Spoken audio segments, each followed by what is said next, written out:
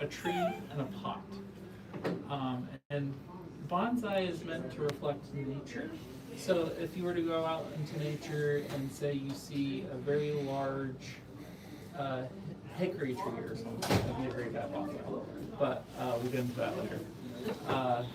But if you saw that and then you wanted to miniaturize it essentially in bonsai form. So it's about imitating what you see in nature on a very small scale. And there's a lot of different methods of doing that actually. Bonsai appears also in anime. It's usually associated with like symbols of tradition and patience. You see characters on shows like Jet and Cowboy Bebop as a way of kind of de-stressing and kind of finding his nice little happy spot. So, the brief history of bonsai. So there. Bonsai's been around for a very long time. It actually originated in China, not Japan, like most people would think, about 1,700 years ago. And I actually got this information from a book, which I will show now. And this is written by Masakuni Kawasumi II. Who happens to be the son of Masakuni Kawasumi I, who was the first person who invented the bonsai shears and bonsai tools as we know them today, which they actually come from a lineage of, I believe they forged samurai swords. So they took that art and then they applied it to the cultivation of bonsai, and that's where you get this, your first set of bonsai tools. This is a very good book, by the way. So there's actually a Masakuni the first, second, and the third. The second was never able to finish this book, so his son finished the book. And his son is actually the very first certified tree doctor in Japan. I didn't know that was such a thing. But I guess if your tree is not doing well, you call the tree doctor. Wait, if you're the first, who certifies you? You certify yourself. Right. Like, I don't know how that works. Yeah. But they have certain training in biology and those sorts of things. Yeah. They're certified as a tree doctor. That's all I know. Yeah. Go to tree medical school. So anyways, we've gone from China and we've gone to Japan. And then, so actually, I don't want to read my slides, but bonsai shears were essentially made during Masakuni's lifetime from the 1880s to 1950s. I don't know the exact year, but that was during the early Showa era in Japan. And so now today, bonsai is kind of spread around the world as a living art. There are different countries that have kind of reinterpreted bonsai on their home turf, if you will, with their species of trees that they find there. Also very popular still today are bonsai trees that you find in Japan or China, because those have been cultivated for a very, very long time. So, bonsai, as I was saying, it's kind of closely tied to anime. You may not exactly see bonsai trees in every anime, but I feel like the nature of it kind of appears. When you kind of watch these beautiful films by Studio Ghibli, and they kind of show these beautiful gardens and countryside, that kind of reminds me of the feeling I get when I work with bonsai. Because when I work with bonsai, I feel like it's very calming and soothing, and so I feel like that relates to anime. So whenever you watch a Ghibli movie, usually you feel pretty happy and calm, and everything's great. So. So daily care of your bonsai, it's a lot like training a Pokemon. You have to water it, you have to check on it, you have to repot it, you have to make sure it's getting lots of sunlight. No, you cannot keep your bonsai indoors like this for weeks on end. It will die. It is a living Make sure it's plant. not actually a rock type. Yeah, that's a good point. Not a suit of wood Make over sure Unless it's a rock root over rock type. Oh, now they do have a root over rock bonsai, and I'll get into that later. Oh, wow. You're getting ahead of us.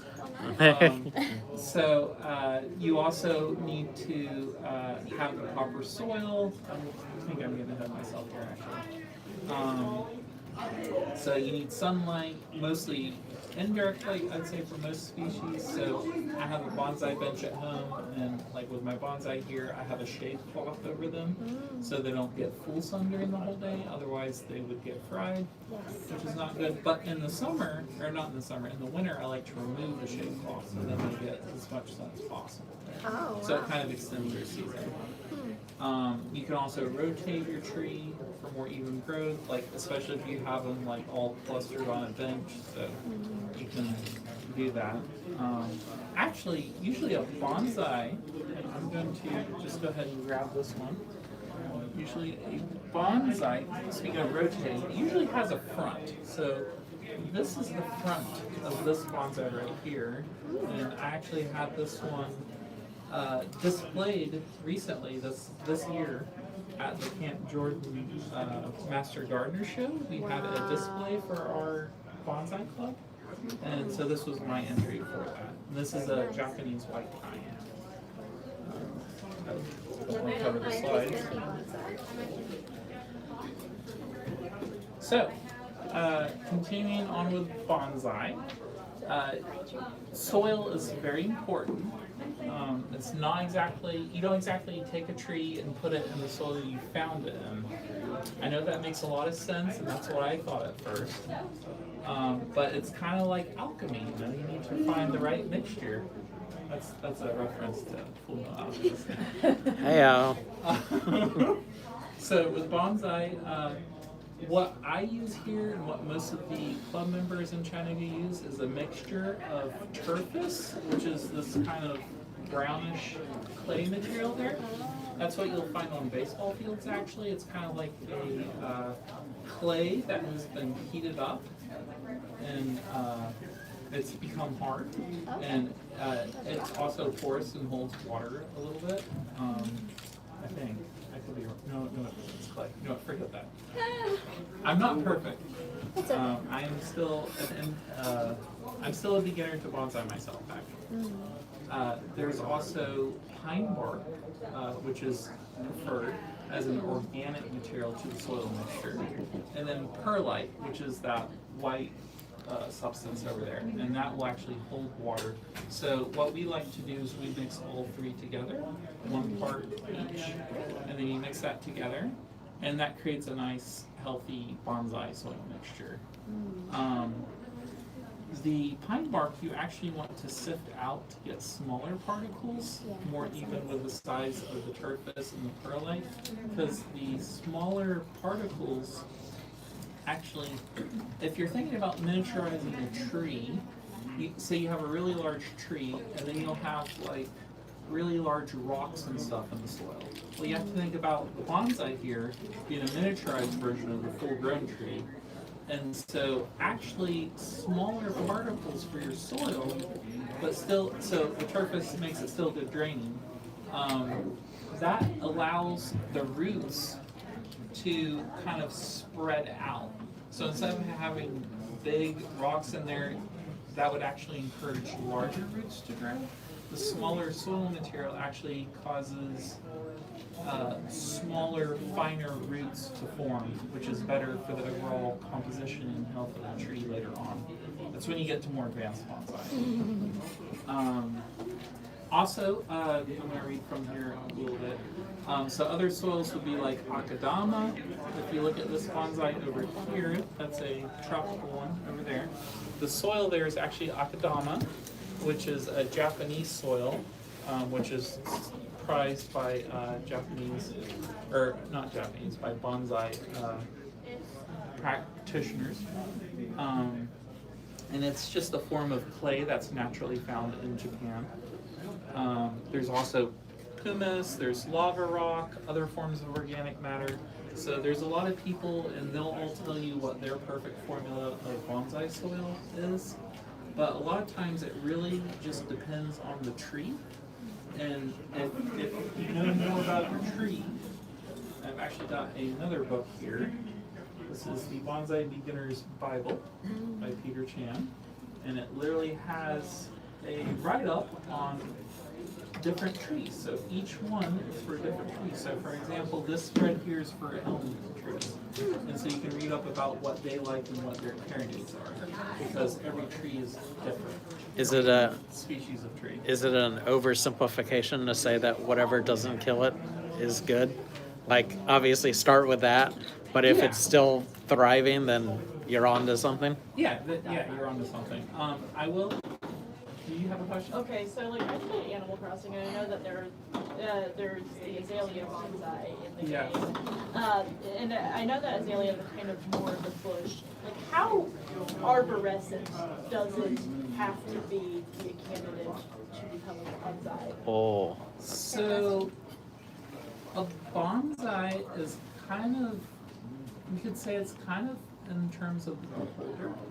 There's some people that would actually classify a wisteria vine, which I've seen, actually can say that that's a bonsai, even though it's technically not a tree. There's the boxwood bushes, and those are often done in bonsai as well, and that is also accepted in Japan. And actually, in Japan, they have a whole section just for azalea bonsais, so, or bonsai, I should say. So it really just kind of depends on who is talking about it and what their opinion of it is. I would say a bonsai is at minimum a tree in a pot, and if it evokes some sort of emotional feeling, or it's just not a twig or something. You can see with this one, it's a little nicer. It's got a nice sway to it. You may think, oh, this is kind of like growing up on a mountainside or something. It's kind of windswept a little. Then that's starting to evoke some emotion. And I would say if it starts to do that, then I think it's okay to start naming it a bonsai. You can also have trees in pots that are trees in training that you may not want to call bonsai yet. So that's my opinion. Someone else may give you a different opinion. So anyways, as I was saying, different trees need different soil. For instance, like an evergreen, a pine will need different soil from a tropical or from a deciduous tree that loses its leaves in the fall. Pruning. Kenshin's very good at this. So pruning is very important to a bonsai, as you can see from the before and after here. Even very nice established bonsai still need regular pruning to keep their very kind of grown-up tree aesthetic. Usually, if they're established longer, that's then less needed. But you do structural pruning, like if you're trying to shape the trunk. You may say you have two competing trunks and one's getting very thick. You decide, oh, that one's too thick and competing with the trunk, you chop it off. And so a lot of bonsai is about creating a nice taper with the trunk, where you go from a thicker trunk to a gradual, nice thinner trunk, like you would see in nature. There's also maintenance pruning, where you'll literally prune stuff back.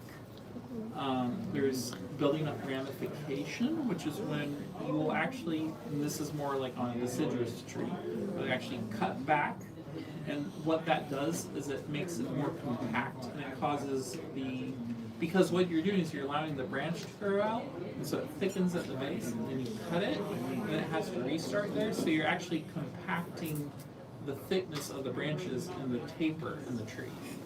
So that's another way of creating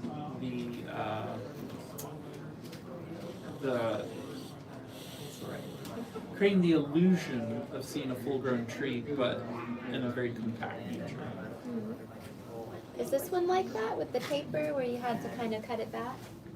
Or a different? So that's, I would call that one more of a tree in training. Okay. This is probably my best bonsai I have here. Mm-hmm. That was actually bought from Home Depot. Home Home Depot, you said? Depot. Home Depot, that's Yes, close. that's a ficus. It's a tropical. It's a real ficus. Yeah, it's easy to grow.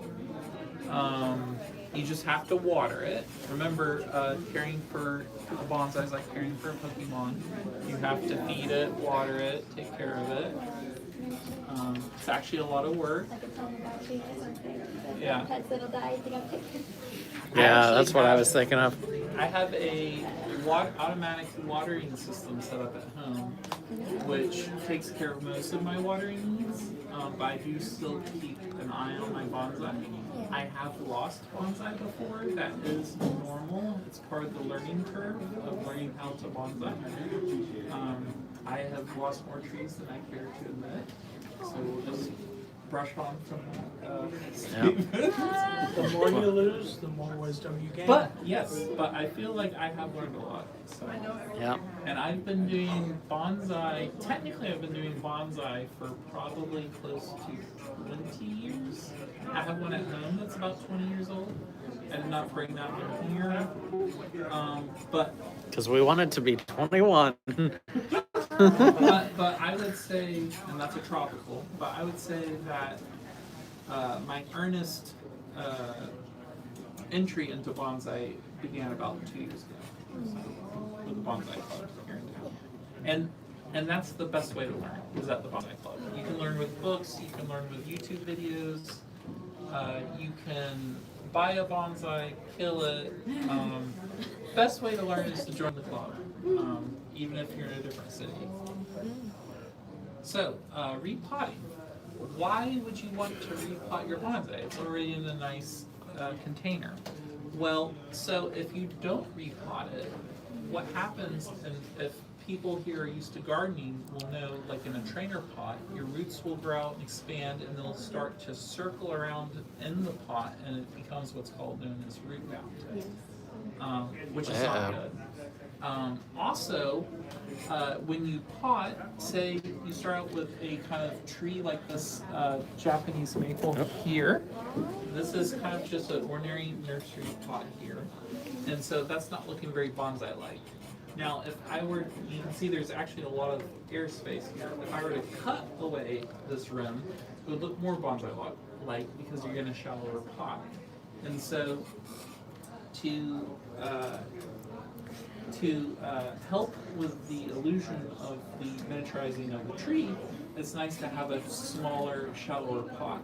This tree right here is actually too small for this pot. Really? Most people in bonsai would say. For me, that's fine because I don't want it in a smaller pot because I don't want it to dry out Yeah. and die. So. Yes. Yeah, you live in the South. Yeah, that's true. So, and actually, this tree right here, it did suffer some damage over here, which is why this has no needles here and here. I've had to rehab it since that happened. Accident with a backup generator, and it got fried along with half my bonsai.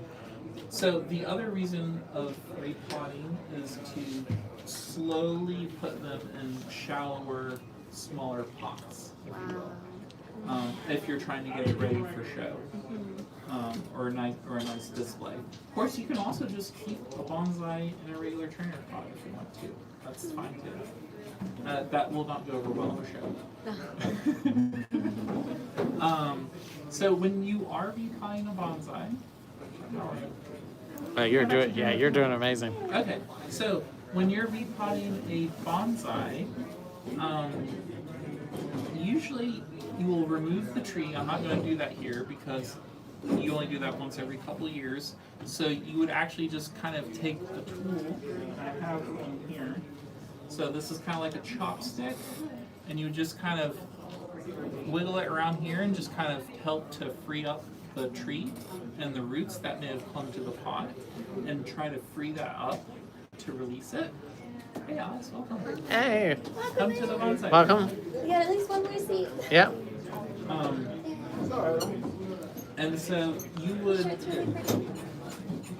you would do that, and then you would very carefully and gently pull your bonsai from the pot. Now you can hold it from the trunk by being careful. You know, an evergreen's gonna have a more flexible trunk, so it's probably gonna be better with that. I will also say, because I've repotted these properly, you won't see it, but if you look at the bottom, there's actually wires here coming out. That's because I have literally strapped the tree into the pot. It's going You're nowhere. not I could escaping. literally hold this upside down. The Yeah. tree will not come out of the pot. Soil. Yeah. You may lose some dirt, but Yeah. The reason for doing that, there's multiple factors. One, say you just repot your tree, the soil hasn't compacted, it's not really stable. You have it in a certain position, you want to keep it in that position. That's one reason for the wiring. Second, you don't want your tree wiggling around. If you wiggle it around, roots don't like that. Roots like to stay still.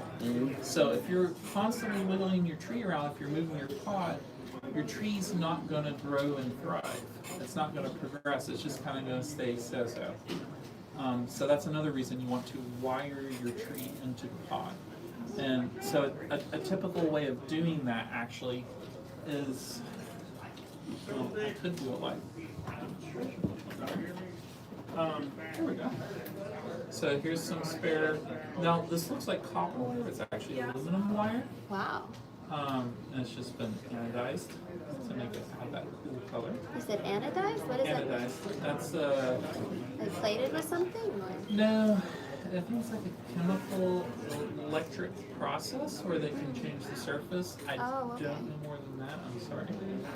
I should know more than that. We'll Google it. Because I use that for my work. So say you hold it like this. This is really done really bad. You normally use new wire. This is old wire. And then you'd have this on the bottom of the pot, and you stick it up through the holes in the bottom of the pot. And then you use these two wires to wrap around the roots, and then you would take this and twist it Around the roots. and to tighten it down. Oh my And then you goodness. can also use pliers to help you do that and to tighten it. And you would like pull and twist and pull and twist so you get a very tight, snug fit, and then you could just fold that down and hide it under the soil.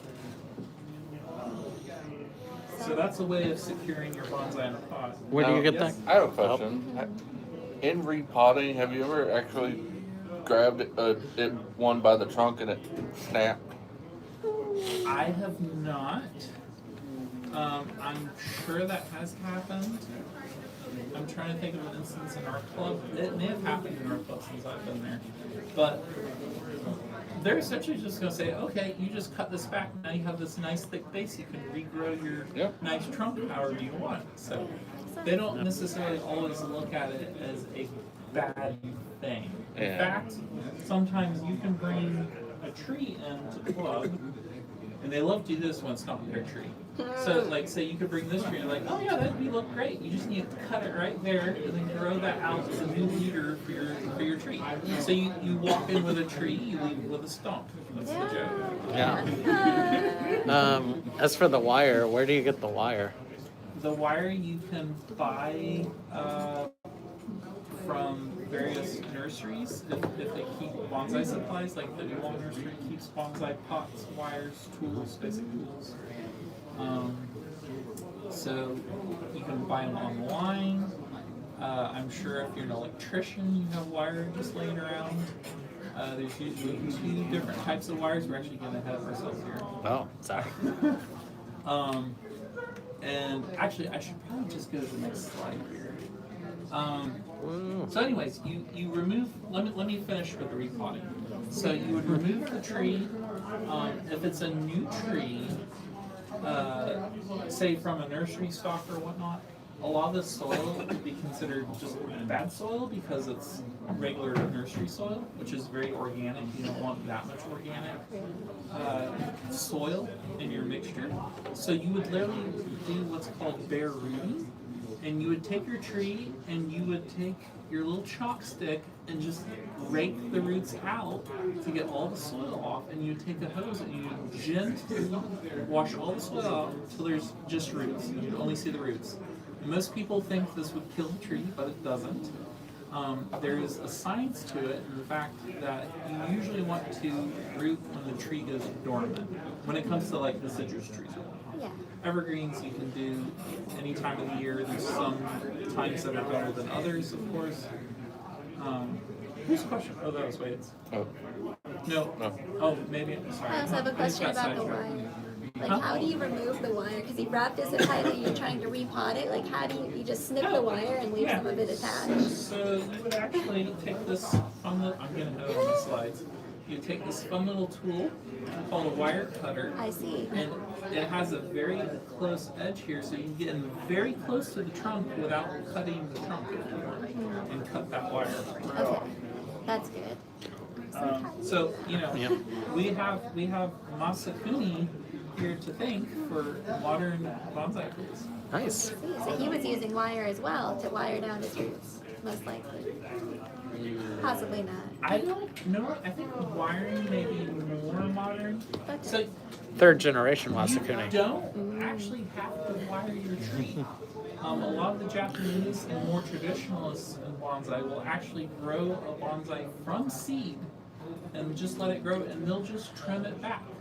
And it just naturally grows the way it's going to grow. They also live longer than us, so. Now, if you do that, you need to plan to have at least 40 years or so for growing your tree. Yes. Or hand it down and pass it through your family from generation to generation to care for the bonsai. And trap the souls inside so it continues to grow better. Of course. Sorry? Trap the souls inside so it continues to grow better. As people pass. Trap the souls. Oh, the souls. Yeah. Like into the bonsai. Yeah. Commit a Okay. ritual. Yeah. I was In a good method, not a bad method. Okay. We don't Yeah. need bloody trees. I mean, you're putting good karma in it every time you enjoy it, and then the successive generations will do that too. So Yeah. So- become a blessing. But it means when you kill that tree, oh, they don't like it, the ancestors. So you can actually see they're using a one-pronged rake to rake the soil away from the roots on that tree there. So you can see what I was kind of talking about. And they've removed the tree. It's getting towards bare root. If you have one that's been established in a pot with the right soil, you have a lot more of the finer roots. You can actually take some shears, and I've done this before, and you just clip off a certain section of the roots, and you can put it in a shallower, smaller pot if you want to, or just cut it back some so it has room to grow some more fine roots. And when you do that, it also helps to develop, I don't have this on my slides, it helps to develop something called the nabari, which is a Japanese term for the roots you would see like at the surface level of the soil. Of course, Yeah, this does like not that. have that. Yeah, so like they're on the ficus. You can see the, it'd be something like that. But like say you go out into nature and you see this tree that's been there for a long time and it has these roots kind of cascading down or growing around it. And so that's oftentimes desired. So continuing on with the wiring, our next slide. Whoa. Not that ahead of ourselves, thankfully. So there are copper and aluminum wires. So like I said, this is aluminum.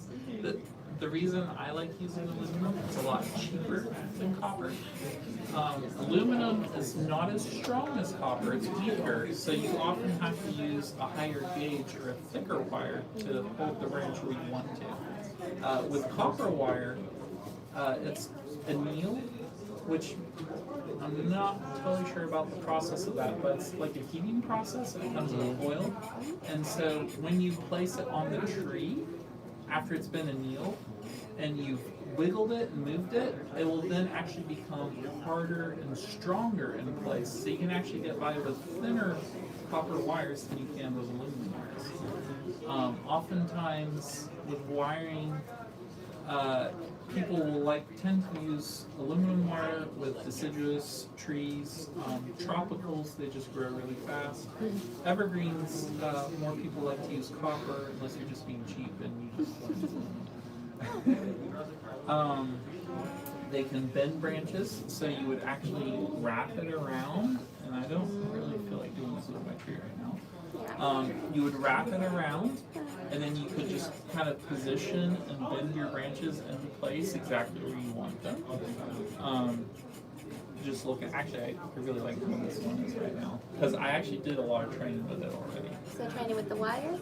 Okay. I removed the wire though earlier this year for the show. And you have to be careful when you wire your trees, is because it's even worse with deciduous trees. If you leave it on too long, they'll start to bite into the bark. Yes.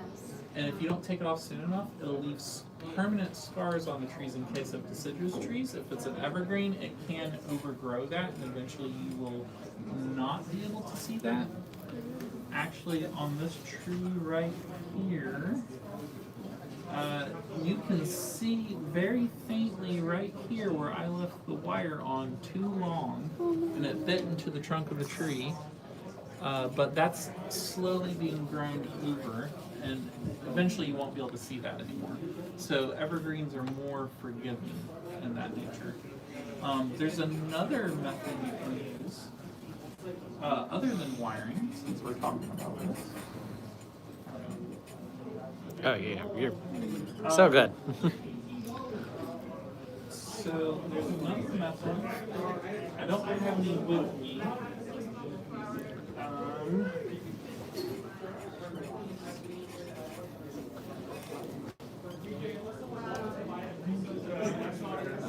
Sorry, I got a lot of bonsai tools in here. Aha, here we go. So you could take some wire and you could take a piece of just clear tubing, and you would run the wire through the tubing, Oh, I see. and then you could actually put that around a branch, and then you could take the wire and fasten it somewhere on the pot. This pot's not good for that, but there's training pots that have little knobs around them where you can then just tie the wire to that, and you can just cinch it down more. And so that's a nice, easy, less intense way of kind of guiding branches where you want on a bonsai without having to do the whole wire thing. And there's actually some bonsai artists that will only use this guy wire technique to do that. So. And of course, like I said, you want to remove the wire before it bites in. That could be anywhere from several months till it hardens to evergreens take a little longer, maybe a year or two before it hardens. Anyways, you just want to keep an eye on it, and hopefully you are, because you're watering your tree. Also, you'll want to make sure you have enough power cables to analyze your chocolate. Yes? Have you considered the flat wires? Would that help? Like a braided cable, or Basically, I've seen, like, not on small scale, but I've seen where they'll use the plastic spiral so you can wrap it around branches and everything. so there is an actual kind of plastic flattish tape that they use in Japan for that purpose. And they'll wrap it very tightly, so they'll do exactly what you said, and they'll use that usually on coniferous trees, evergreens, to bend those.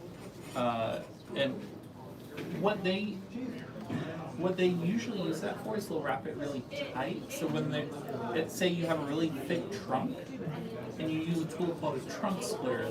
This is like very intense tree surgery here. Okay, you like literally split its trunk in half without killing it. And then you would wrap it really, really tight with this tape, and you'd be able to move it but keep it together so it can rejoin. Yeah, I've never done that to a tree. I've seen a professional do it, and it's a little nerve-wracking.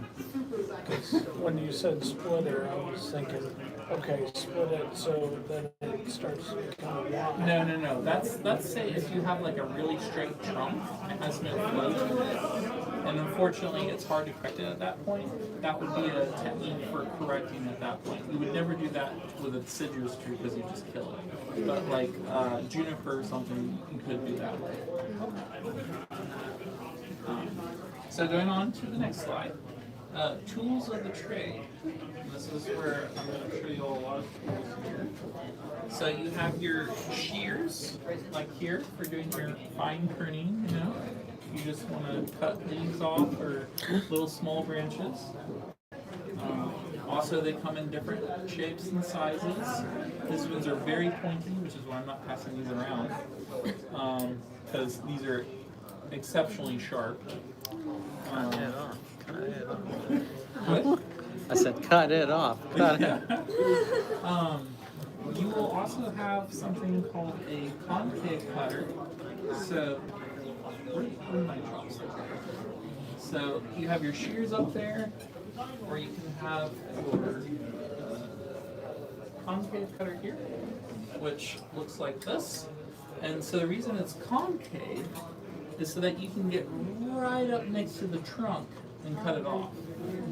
And that'll get a nice flush cut.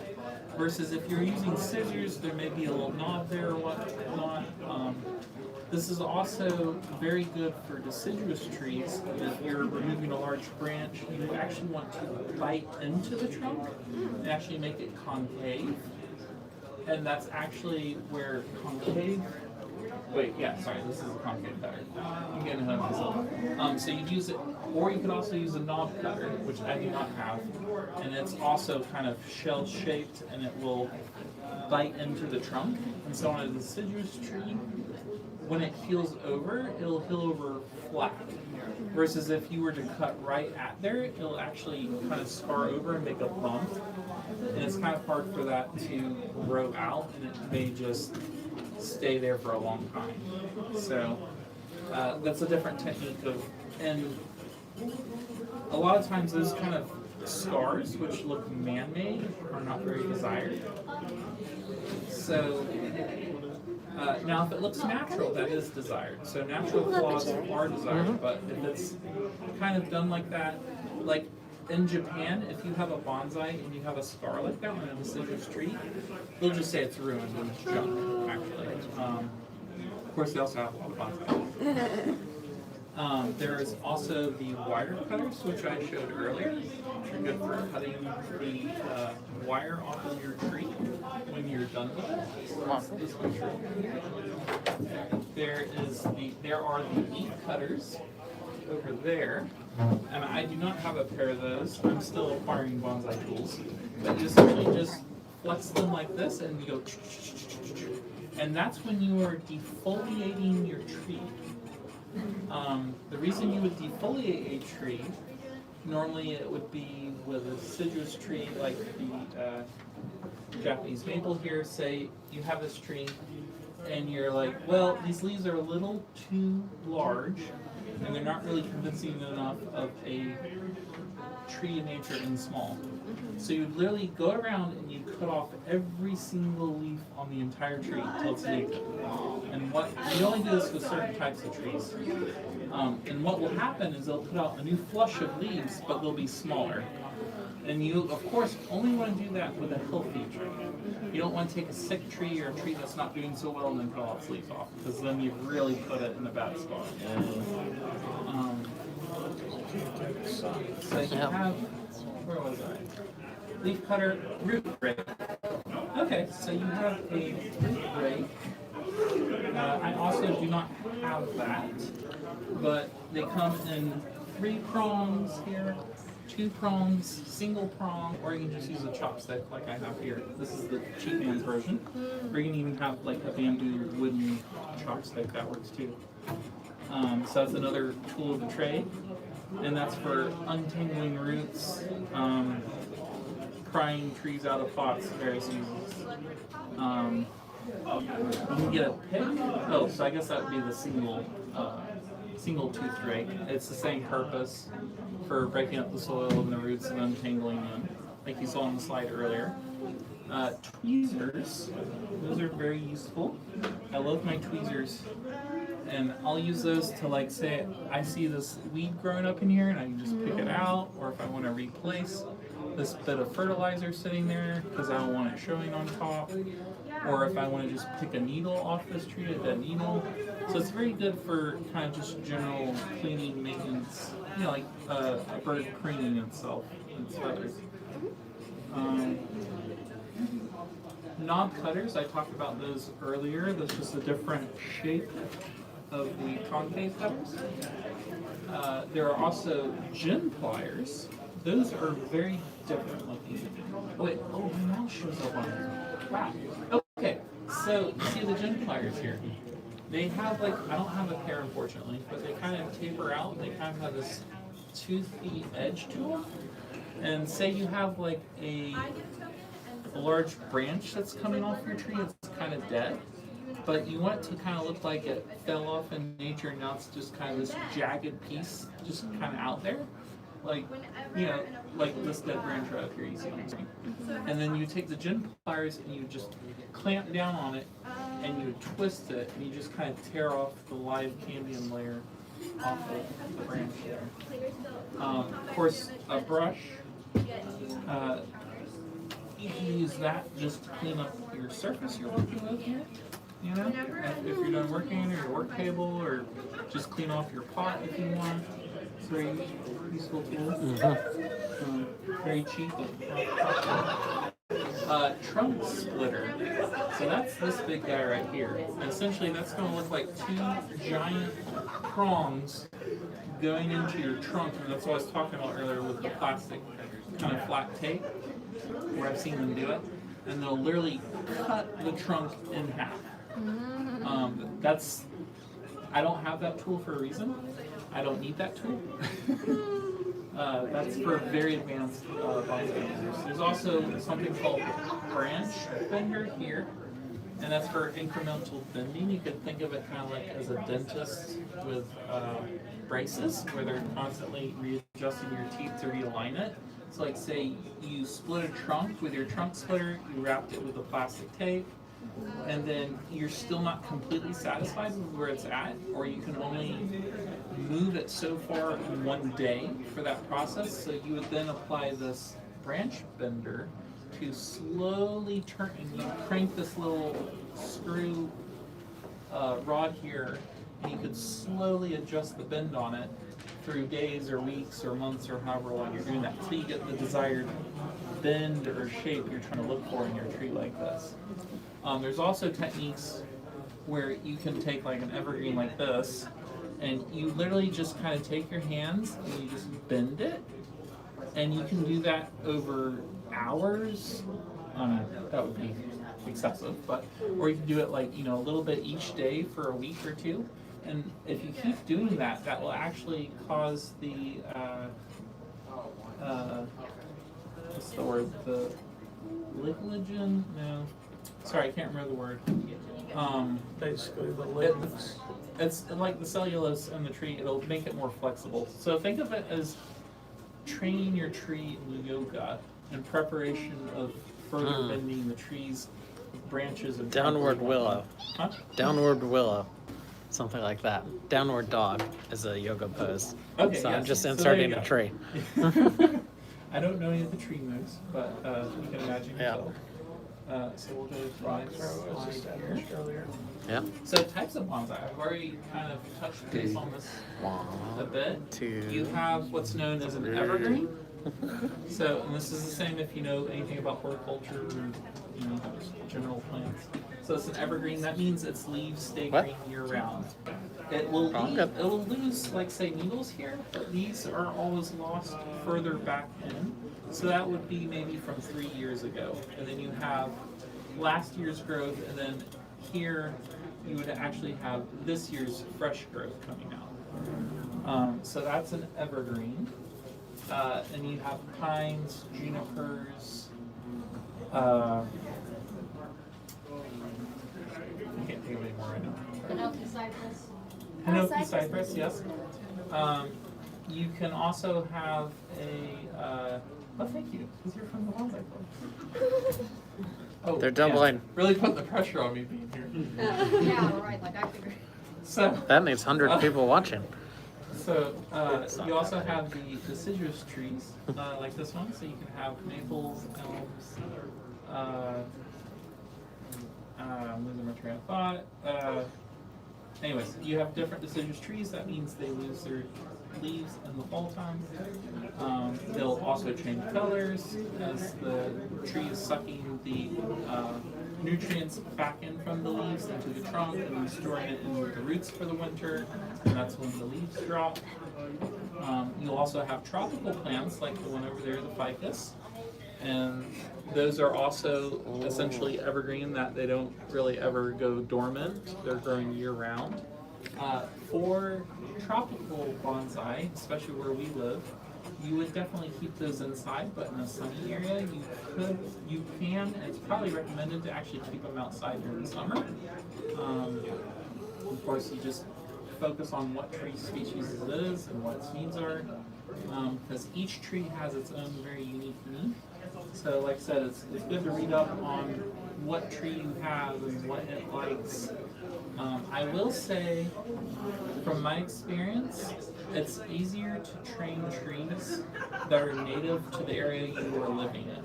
Those generally fare better and are easier to care for. Because they like the same sunlight, they like the same water, just as your natural geographic area. Native trees, you say? Yes, native trees.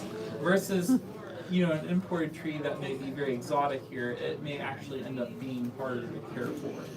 Except kudzu. Kudzu? Oh, yes. But I am personally not going to call kudzu a bonsai. So I draw the line there.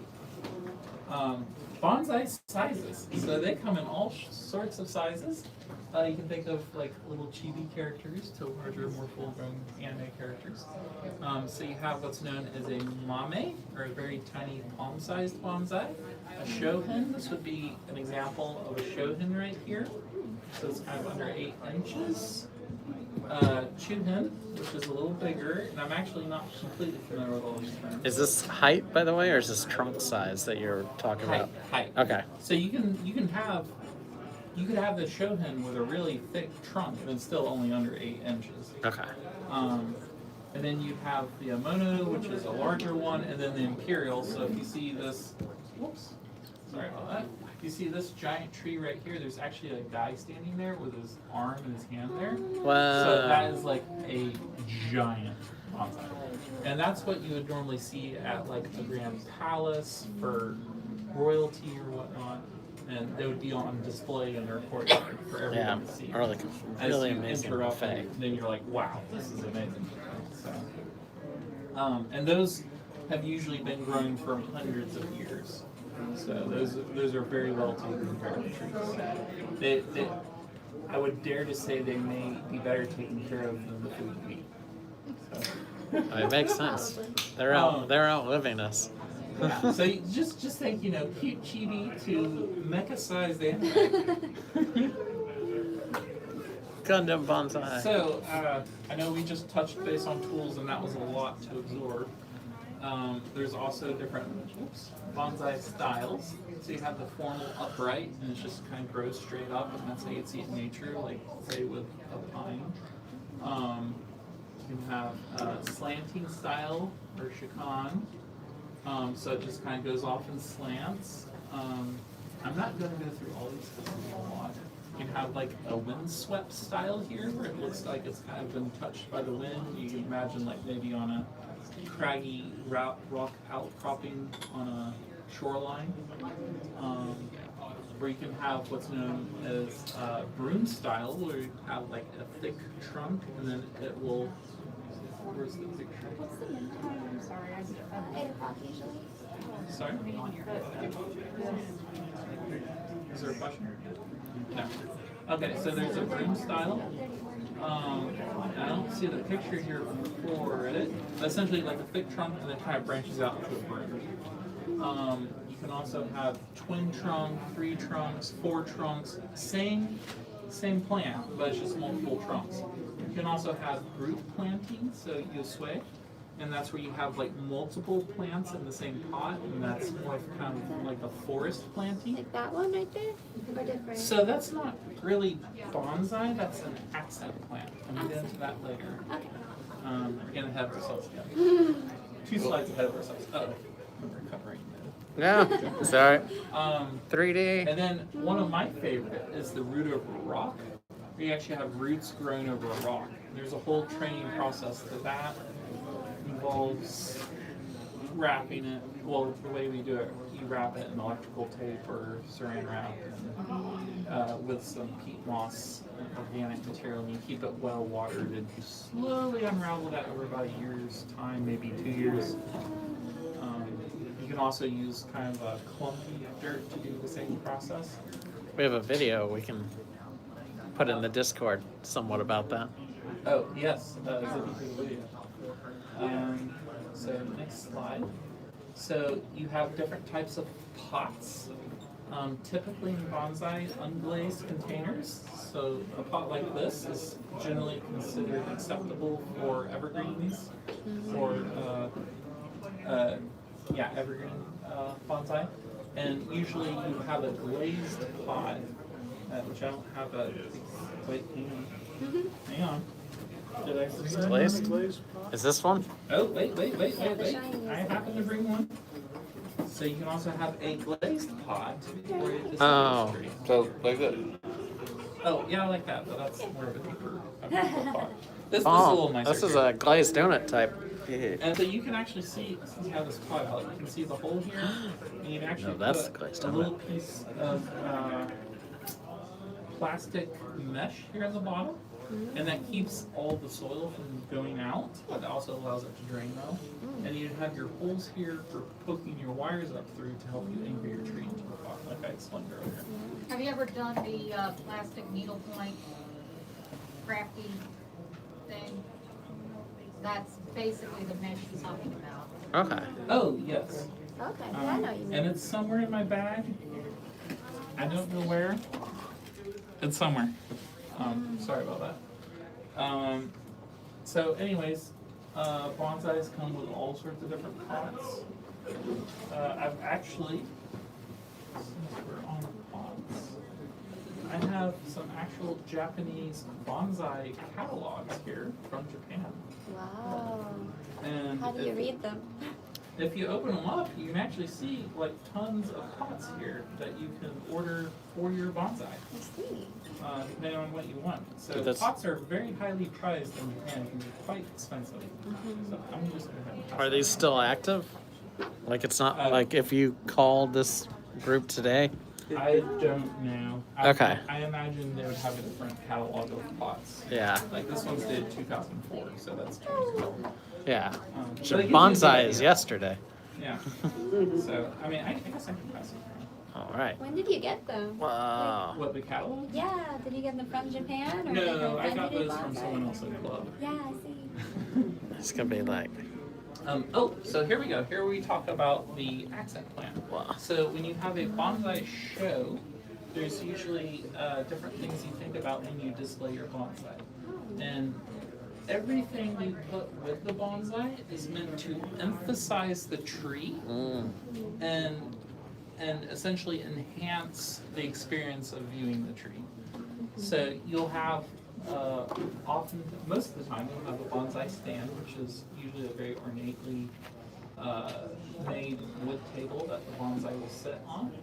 You can have an accent plant or a kusamono here, which is like the which is wingman. like this right here. That one's looking a little weedy. It needs a little Yeah. tidying up. Well, see, it looks like this, so this one looks good. Yeah. You're like, mm-hmm. So you can also have a stone, which could be like, imagine like a hard black obsidian stone. It may remind you of more of a volcanic environment, or you could have more of a washed out kind of brownish stone that's been slowly carved out over time by nature. So that may make you think of more of a beach scene or whatnot. So the idea of these different, well, I'm going to have myself. So you can also have a wall scroll here, but the idea of these different things that accompany the bonsai is you're trying to imitate. I'll take a question in a second. You're trying to imitate the nature or the area where the tree may be found. So you may have plants that are more aligned with a tree that may be growing by a craggy outcropping by a beach. You may have a wall scroll here that's showing more of kind of an ocean scene with waves or fish or wind sweeping about, or you may have a scroll with mountains. And so you may think, aha, this is a, you know, like for this pine tree, maybe I'd have like a scroll with a mountain scene on it. And so you're thinking, wow, this is like, you know, from the mountainside. So all of these are designed to enhance the experience of the bonsai. I'm sorry, you had a question? No, I was trying to figure out who to pass this to. Oh, I don't know. okay. Josh, 22 minutes. Okay, I'm gonna try to hurry up a little more. Oh, we still have quite a few slides. Oh no, I think we're okay. So there's also, I hope no one's getting bored with this. So you have different techniques. This is a very intense course, by the way. You all are going to be like very good at knowledgeable of bonsai after this. Oh. So you have different techniques in bonsai of achieving different aesthetics with your tree, and these are of course are more advanced, known as air layering and grafting. So if you can see this first image here, where's my mouse? Here. You can see this kind of bundle on this trunk. What's happened is they've actually probably placed sphagnum moss around the trunk here, and they took a knife and they kind of cut into it, and they put rooting hormone probably on it, and that's to encourage roots to grow out, and then they would encapsulate this, and you can have it on all summer or into the next year, maybe 2 years. And so essentially what you've done is you've created another layer of roots up here, which is feeding this section now up here, while these roots start to feed this section of the bonsai. And so that's known as air layering. And then after the roots are established, you can just take a saw, you can just cut it off here, and you now have 2 bonsai. You now have 2 plants. And this will also be used if you have, say for example, I believe this was air layered, this right here. So if you have a Japanese maple with a very desirable small leaves, it will actually, it's good to air layer it because it's then the exact same species. They'll have the exact same, so the same genes, they'll have the exact same small leaves. Versus if you were to take a seed from this and plant it, it could have large leaves, it could have medium-sized leaves, it could have small leaves. So that's a way of kind of cultivating more rare species of bonsai that are more desired in that way. Grafting is another technique here where you can, here's approach grafting or the whip grafting here. Essentially, if say you have a like an eastern like an eastern juniper or something tree, and it has a very thick trunk, but its foliage is very broad and rough and not very compact and small. And so it's got a great trunk line but horrible foliage. You can actually take like a Japanese version, because these are kind of in the same genus of plants, they'll actually work together. So you can take the Japanese version, the more compact foliage, and actually graft it into the trunk of the existing tree, and then that will actually take the root in there and start to grow. It's very important to align the cambium layers, which is that little green ring around when you're doing that, and that's because that's where the nutrients go. And you often do quite a few grafts because not all of them take unless you're just really, really good at this. Eventually, you would have that finer foliage spread out, and you can actually cut off the rougher foliage, and it's kind of like transforming the top of your tree.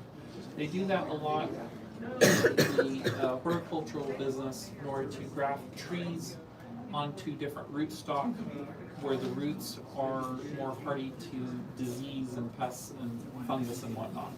So that's actually used commercially quite a bit too. So creating dead wood. Jen, I was talking about the Jen drawers. That's kind of like seeing these little Jen pieces here. Shari is essentially this dead wood you see on the trunk. So, like on this tree, if you were to cut into the bark right here, you're essentially cutting off this whole line that goes up and feeds everything above it. And so that's how you can kind of have these striations that go through the trunk here, is because you now have that dead wood and then it intertwines with the live wood and kind of makes this very interesting effect. in order to get that very white nature of the wood, you can use a product called Genseal, which is like it's like a sulfur. No, calcium polysulfide. And so that will actually kind of bleach out the wood and give it a very white look. Normally this is only done with the junipers and evergreens. And it'll also help to preserve the wood from decaying further.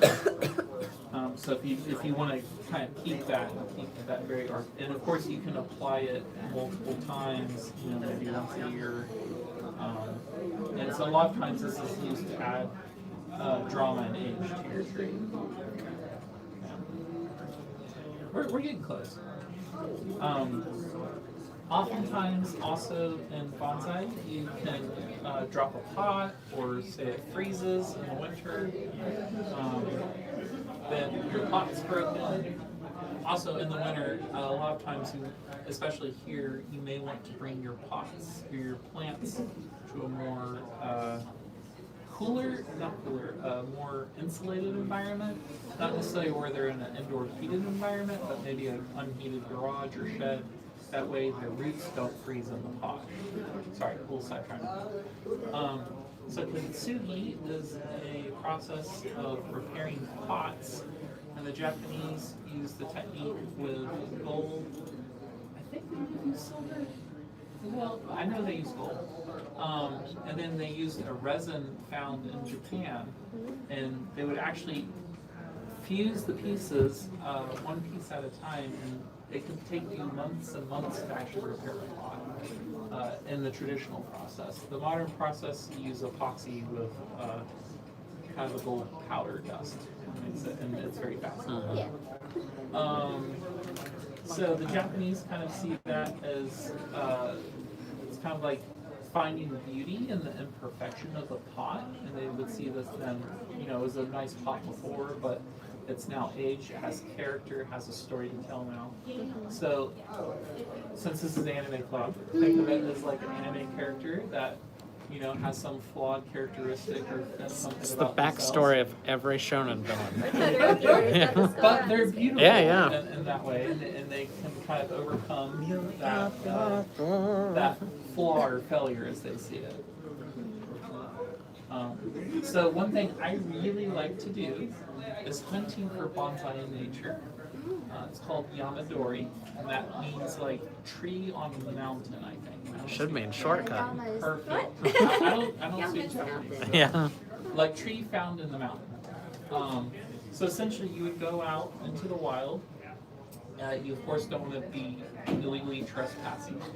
And you would kind of look for a specimen that may have been growing for years. Like this I would probably not take, because that looks like it's very happy here.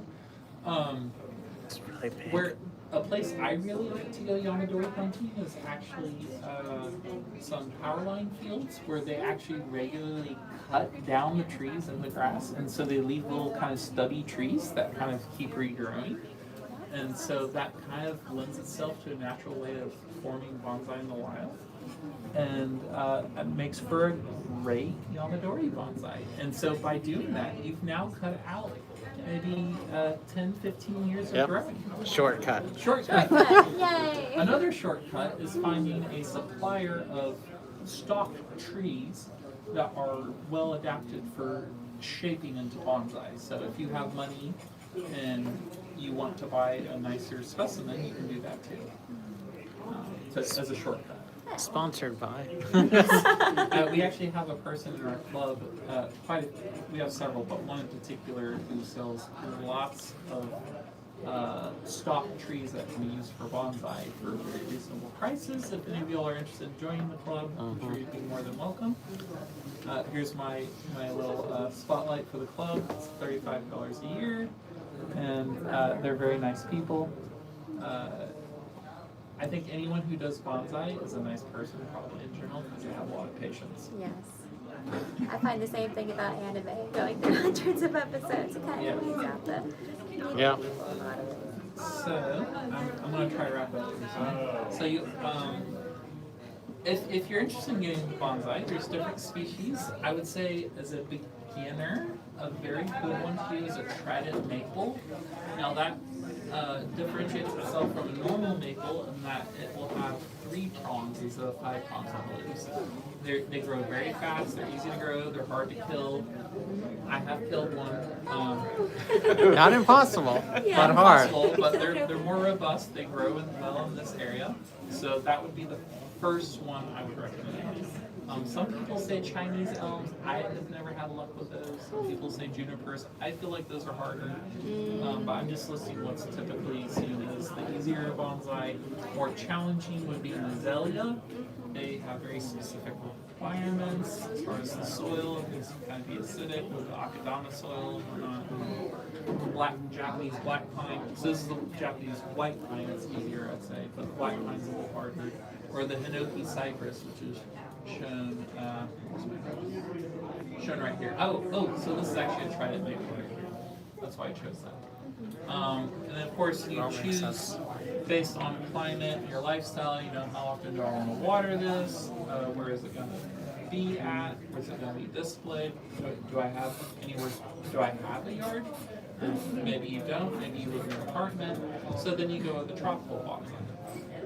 There's a lot of different reasons that would help you pick why you want one over the other. So I'm going to go ahead and pass this around.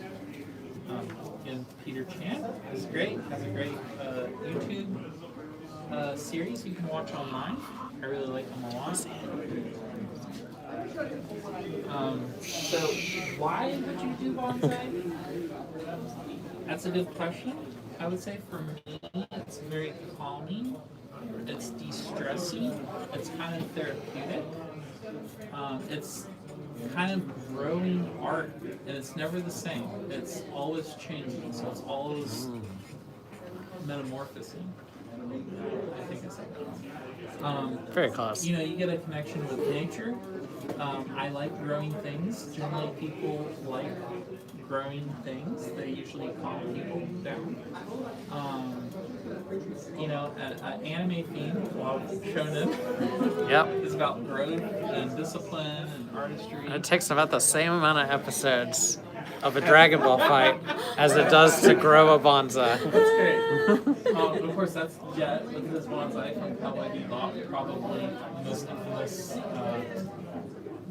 I'd say the most well-known collaboration with bonsai in anime. Let's see. And So I really far, love that part. we're waiting for the isekai where they turn into a bonsai, and then we'll have it. So with that, thank you very much. Again, our club is called Tennessee Valley Bonsai Society. If you would like to join or have more interest in that. Okay, I did technically have a question earlier, but I wanted to wait, so I didn't interrupt because we'd already moved on. Just a second. Oh, well. So Asakumi Kawasumi, did I pass up the first? Oh, No. So I love this book. Like I love this book. Full of all sorts of secrets written by people who literally invented bonsai tools from Japan. Peter Chan, the other book I was passing around, I like them a lot. Of course, other people are going to tell you other bonsai artists as well. He's based in the UK, has very enjoyable to watch videos, I would say. Taking care of bonsai, he has like a huge bonsai nursery here in the UK. Then Bjorn, he was local here, but he moved back to Japan. He trained under I guess it would be a bonsai master. And It's Dr. Bonsai learned, Master. He learned how to do bonsai in a formal way. So those are just some resources. Of course, there's more out there. But yeah, thank you very much. Woo, thank you. If there's any questions, I can take those now. I do, but I will. Yeah. So for the showcase, the rock, if it is like part of like sort of like a fossilized petrified tree, whether it's like amber or fossilized stump, lepidodendron, bark or rhizomes, do you get extra points for having more tree per tree? Having more what? Tree per tree. Tree per tree? Tree per tree. Because it's I think- fossilized trees. Yeah, it's like, Oh! does it help the judging? too. So I would say that's very unique in and of itself. But again, going back to the display of the bonsai, the display is about the actual tree. So, for instance, with this pot, I wouldn't want this pot to be bright lime green or bright pink, fuchsia pink, because then that's going to detract away from the tree. So I'd say if you do it in a subtle way, where it's not really detracting from the overall view of the tree, but then you're like, oh, you look at the finer details and your eyes kind of look around like, oh wow, that's actually like a piece of fossilized tree or something. It's like, wow, that's really interesting. So that is done in places. I'm not sure on what is more formal in Japan or not. But yeah, people do that. I actually, at the Japan Fest we went to last weekend, the Atlanta Bonsai Society had a display with coniferous plants for their accent plants, which was really interesting. And I actually grow coniferous plants. So I was like, wow, that would be a really cool accent to put with one of my bonsai one day. That'd be very cool. So yeah, I would say you can do that, but just be very sensitive so as not to detract from the overall beauty of the I was tree. talking about this. When I said accents, I didn't specify anything that meant the stone. The what? The stone? Yeah, so it's I also meant that as kind of a joke question, and I was kind of surprised at My me. colleague goes away to college, I can say, nope. And sorry. That's all right. That is how Josh will answer most of this kind of questions. Any other questions? I actually love yes, that The idea. root bound, when it spins round and round, you just have to snip all that off when you repot it. When the what? When it's root bound and the root's going round and round the axis, you just have Yeah. to snip No, that. of course, when you do this, when you repot it, make sure it's very healthy. I didn't really talk about this, but I've got like little fertilizer pellets in here that are slow release. And so you want to make sure it's very healthy when you do any of these very heavy pruning or rooting, repotting processes. You don't want to take a tree that's half dead already because you probably just kicked it over the hill and you're going to lose your tree. Usually I repot because it's looking really rough. So it's like, it's Well, too so that late. can also, if it's in the wrong soil or whatnot, that can also be a problem. It really just depends on the tree. And hopefully you know someone who is good at what they do and can help you with that. Not at all. I'm totally on my own. Any A other little bit, but questions? Well, Do you have a photo of a root over a rock? not that I can look up. Okay. No worries. But imagine like in nature on a mountainside with maybe large boulders and there's these kind of trees that start out like, let's say this tree right here, as it grows and gets older, you might start to see its roots kind of cascade over the rock. But imagine that as a small bonsai in miniature form. Yeah. 60 years. Any other questions? Okay, if not, well, thank you very much. I hope you all enjoyed the presentation. Woo! Yay. Yeah. Do I just click that? Okay.